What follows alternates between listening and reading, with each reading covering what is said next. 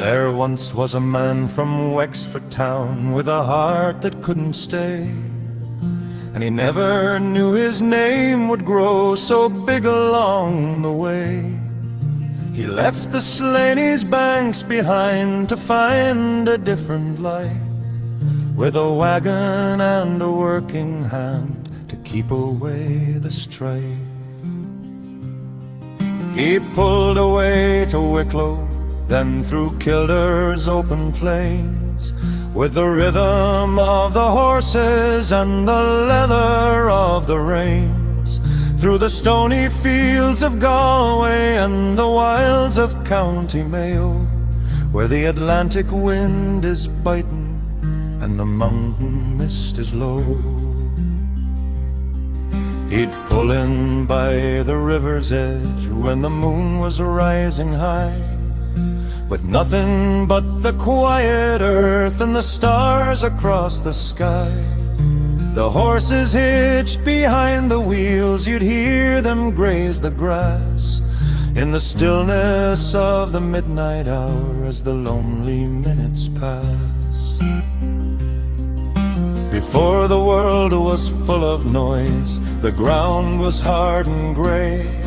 He'd set his camp in a rugged field at the closing of the day. From the bustle of a Dublin street to the rugged coast of Cork, he followed every winding road to find a bit of work.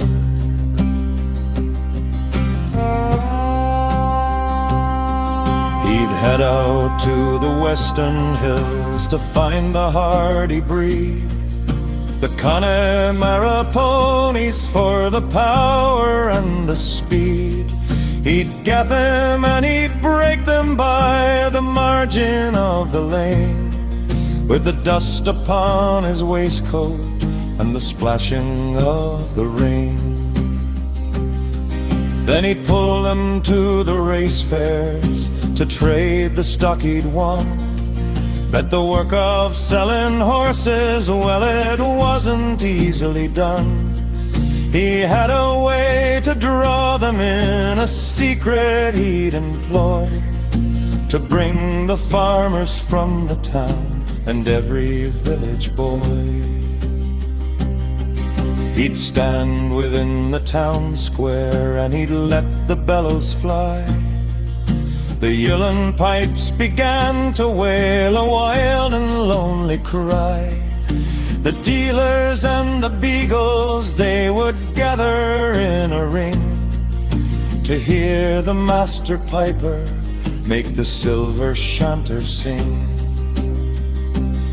And there was Polly by his side, the finest dancer known, with a step as light as heather that the mountain wind had blown. They stood there in their glory through the sun and through the rain, the king and queen of trallers, the masters of the strain. Beside him was the clinking metal work of every kind, the finest tinsmith's budget that a man could hope to find. The Merediths and the Joneses were all gathered in the line, with the hammer and the music making everything align. The fire roared upon the grass when the dealing day was through, and he'd share a story and a song with the travelling men he knew. Johnny and Felix Doran would be born of his own name, his grandsons who would take his pipes and carry on the flame. The years have gone and travelled, and the times have changed since then, but the blood is just as strong within the hearts of all our men. For his own great-grandson's playing now, he's taken up the place, with the same old music in his hands and the wisdom in his face.